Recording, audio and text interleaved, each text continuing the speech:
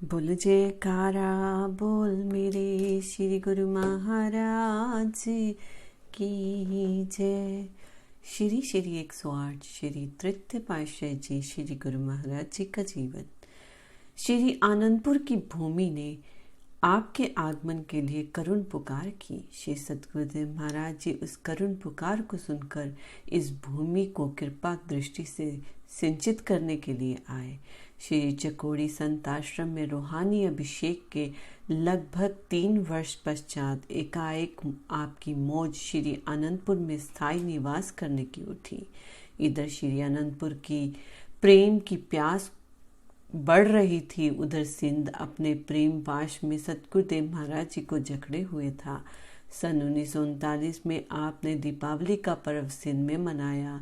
ये सिंध में आपकी अंतिम दीपावली थी। आपने श्री आनंदपुर में कृपा पत्र भेजा कि हम दीपावली के पश्चात श्री आनंदपुर आएंगे। श्री आनंदपुर निवासी गुरमुख जन श्री आनंदपुर का कण कण प्रसन्नता में झूम उठा। जब और जिस समय संत महापुरुष जहाँ भी चरण रखें वह समय पर्व से भी बढ़कर होता है। संत दीपावली नित्य करे सत्य लोक के माही, और मते है काल के एवे धूल उड़ाही। इसी श्री आनंदपुर में श्री सतगुरुदेव महाराज जी दूसरी पातशाही जी के सुनहरे वचन संजोए हुए थे। उन वचनों को साकार रूप देने के लिए श्री सतगुरुदेव महाराज जी तीसरी पातशाही जी प्रेम त्याग सेवा का पाठ पढ़ाने के लिए नवंबर 1939 में श्री आनंदपुर पधारे। आपके आगमन से प्रेमियों के हृदय प्रफुल्लित हो उठे। वृक्ष पत्तों चट्टाने ने भी अभिनंदन के गीत गाए। युगों से सुनसान घने जंगल में प्रेम प्यासी धरती की सोई हुई किस्मत जाग उठी। 1940 में श्री गुरु महाराज जी का प्रथम पर्व यहाँ मनाया गया। सीमा प्रांत पंजाब, सिंध, उत्तर प्रदेश आदि स्थानों से संगतें आई। आपने त्योहार के शुभ दिन ये अमृत वचन फरमाए। बहुत जन्म बिछुरे थे माधो, इन जन्म तुम्हारे लेखे। तुम्हारे अनेकों जन्म संसार में काल माया की भेंट हुए हैं। जहाँ इतने जन्म व्यर्थ गवा दिए, वहाँ ये एक जन्म संत महापुरुषों की सेवा एवं संगति में लगाकर देखो तो सही। यदि माया में शांति होती तो संत महापुरुष आपको कुछ न कहते। यदि थोड़ा बहुत नुकसान होता तो भी न कहते। लेकिन ये जन्म जन्मांतरों का धोखा है। करोड़ों जन्मों के पुण्य से इस मनुष्य जन्म का संयोग मिला है। हम आपको धन माया माल परिवार से अलग नहीं करते, किंतु इनके मोह से छुड़ाते हैं, क्योंकि ये सब संबंध दुखदायी हैं। हम इसके बदले में आपकी भक्ति देना चाहते हैं, जो शांति तथा आनंद का भंडार है। जिन्होंने माया का सब भार सद्गुरु की अर्पित किया है, सद्गुरु उनके जिम्मेवार बनते हैं। किसी भी प्राणी से जिसके पास माया अधिक हो, पूछ लीजिए कि क्या वह सुखी है। माया से ना किसी को सुख मिला है ना मिलेगा। अब आप लोग माया चाहते हैं या भक्ति? सबके भक्ति की मांग प्रकट की। आपने फरमाया कि जो भक्ति चाहता है उसे सत्पुरुषों के आदेश अनुसार चलना होगा। यदि आप सभी भक्ति के ग्राहक हैं तो ऐसी सच्ची भावना पर सत्पुरुषों को प्रसन्नता है। गुरुमुखों को मन माया के धोखे में नहीं आना चाहिए। मोह माया कुटुंब परिवार की संगति में वही मिलेगा जो उनके पास है। उनके पास सिवाय दुख शांति और कुछ नहीं मिलेगा। संत महापुरुषों का काम तो आपको माया से छुड़ाना और भक्ति देना है। ये कोई छुपी हुई बात नहीं कि सद्गुरु माया के बंधनों से छुड़वाकर भक्ति देते हैं। ये सीधी सच्ची बात है। महापुरुष तो बार बार यही कहेंगे कि जो मन माया की तरफ तुम्हारा ख्याल दिलवाए उसके धोखे में मत आओ। सत्पुरुष तो यही कहते हैं कि माया के मोह को छोड़ो, भक्ति के प्यार को ग्रहण करो, संत महापुरुषों के वचनों पर चलो। संत महापुरुष कहते हैं कि तुम माया के मुकाबले में डटे रहो। मुकाबले पर डटने वाला सूरमा कहलाता है। तुम सूरमा हो, कायर मत बनो। संकल्प भी माया के ना उठाओ। माया के संकल्प में अशांति है। यदि संत महापुरुषों के वचनों को भूल गए तो हानि होगी। तुम माया के गुलाम बन जाओगे। संत महापुरुष कहते हैं कि माया के गुलाम ना बनकर माया के मालिक बनो। दुनिया तो माया की गुलामी में खुश होती है। आप सब गुरुमुख हैं, आपको माया के धोखे में नहीं पड़ना। आप भक्ति करो, कायर ना बनो, सूरमा बनो। संत महापुरुषों की आज्ञा मानो, श्री सद्गुरुदेव महाराज जी की प्रसन्नता प्राप्त कर उन्हीं का रूप बन जाओ। यही भक्ति का परिणाम है, यही जीव की अपनी पूंजी है। इस प्रकार जब अमृत वचन हुए तो सबके हृदय शीतल हो गए। सब गुरुमुखों में भक्ति के लिए एक नया उत्साह भर गया। सब गुरुमुखों ने इस अमृत को जी भरकर पिया और अंत में जयकारों की ध्वनि में आकाश को गुंजा दिया।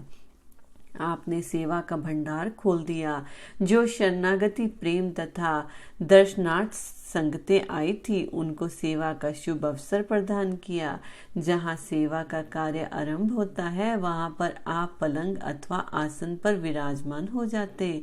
इससे सेवकों में नया साहस आ जाता और सभी सेवा में मन चित लगाकर जुट जाते। सीमा प्रांत पंजाब तथा सिंध से आई हुई संगतों ने श्री चरणों में अपने अपने प्रांतों में पुण्य चरण स्पर्श करने के लिए विनय की। आपने फरमाया, अब समय बदलने वाला है, तुम्हें भी अपना कारोबार मध्य प्रदेश, राजस्थान अथवा उत्तर प्रदेश में करने में लाभ है। हमने अब श्री आनंदपुर में बहुत सा काम करना है, इसलिए हमारा उधर जाने का विचार नहीं। आई हुई संगतों में से कुछ लोग तो निराश होकर लौट गए। कुछ एक आज्ञा अनुसार मौज देखकर मध्य प्रदेश में ही रोजगार करने लग गए। 4-5 वर्ष बीतने पर जब देश में कोई परिवर्तन ना हुआ तो लोग वापस पंजाब तथा सीमा प्रांत की ओर जाने को तैयार हो गए। शारीरिक सुख जितना उनको पंजाब एवं सीमा प्रांत में मिलता था, मध्य प्रदेश में ना मिल सका। उद्योग धंधों में भी उन्नति ना हुई। कुछ लोगों को मध्य प्रदेश का जलवायु अनुकूल ना आया, इसलिए कुछ थोड़े से परिवारों के सिवाय सब के सब परिवार वापस जाने लगे। इनमें भगत मोहनलाल मखीजा मुल्तान निवासी भी थे। भगत मोहनलाल मखीजा पहले मध्य प्रदेश में रहे, परंतु 1945 में वापस लौट गए। एक प्रसिद्ध ज्योतिषी जो भगत मोहनलाल मखीजा का हार्दिक मित्र था, उसने भगत जी को कहा कि तुम इस तरफ क्यों लौट आए, तुम्हारा मध्य प्रदेश जाने का समय तो अभी था। फिर उसने खुले शब्दों में कहा, तुम्हें अपने इष्ट देव के वचनों पर विश्वास रखकर अब वापस नहीं आना चाहिए था। वह इस रहस्य को फिर ना समझ सके और ना ही किसी अन्य के ने उस समय श्री वचनों के रहस्य को समझा। श्री सद्गुरुदेव महाराज जी ने देश विभाजन के विषय में जो वचन किए थे, वह विभाजन होने पर सबको पुण्य स्मरण हो गए। उसके बाद 1947 में जो घटना हुई वह सबके सामने प्रत्यक्ष है। जिन जिन कठिनाइयां परिस्थितियां का सामना उधर के लोगों को करना पड़ा, वह किसी से छुपा नहीं है। वह लोग सब संपत्ति, मकान, जायदाद आदि लुटवा कर खाली हाथ जान बचाकर भारत लौट आए। जब वही लोग 1947 के बाद श्री दर्शन के लिए श्री आनंदपुर आए तो श्री चरणों में गिरकर क्षमा मांगी और विनय की, प्रभु, हमने आपके वचनों पर विश्वास ना किया, जिसके कारण हमें अपने किए हुए कर्मों की सजा मिल चुकी है। सतगुरु के वचनों पर विश्वास करना ही गुरुमुख की पूंजी है। हमने तो आपके लाभ के लिए कहा था, जिन्होंने वचनों पर विश्वास किया उन्होंने लाभ उठा लिया। ये भी ईश्वर का धन्यवाद करो कि तुम्हारी जान बच गई और सतगुरुदेव जी ने सबको आशीर्वाद दिया।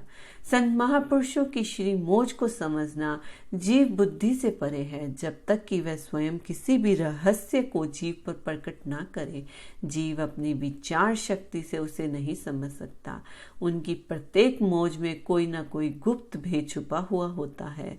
इस तरह से देश विभाजन के संबंध में 3-4 बार ऐसे रहस्य भरे संकेत सतगुरुदेव महाराज जी ने किए थे, परंतु उनको कोई भी ना समझ सका। आपने स्थान लक्की जिला सक्कर सिंध में एक स्थान बहुत पहले बनवाया था। उसके साथ ही कुछ भाग 1947 में बढ़ाया गया।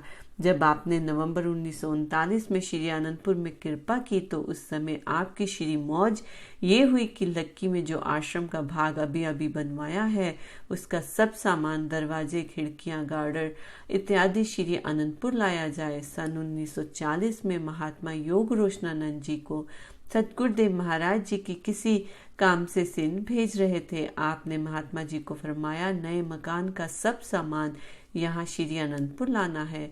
महात्मा योग रोशनानंद जी लक्की जाकर महात्मा भगत ध्यानानंद जी को ये श्री आज्ञा सुनाकर श्री आनंदपुर लौट आए। जब महात्मा भक्ति ध्यानानंद जी, महात्मा अमर प्रेमानंद जी एवं लक्की निवासी भक्तों ने ये बात सुनी तो बहुत हैरान हुए कि अभी तो इस मकान को बने 3 साल भी नहीं हुए, इस मकान को गिराने की क्या मौज हुई। परंतु श्री आज्ञा को शिरोधार्य कर उस मकान को गिराकर लोहे एवं लकड़ी का सब सामान रेलगाड़ी द्वारा श्री आनंदपुर भेज दिया। श्री सतगुरुदेव महाराज जी इस गुप्त भेद को जानते थे कि कौन सा कार्य किस समय से संबंध रखता है। एक दो सेवकों ने इस मकान के विषय में श्री चरणों में विनय करके पूछा, परंतु श्री सतगुरुदेव महाराज जी ने कोई भी उत्तर ना दिया। वह रहस्य देश विभाजन के बाद सबको पता चला।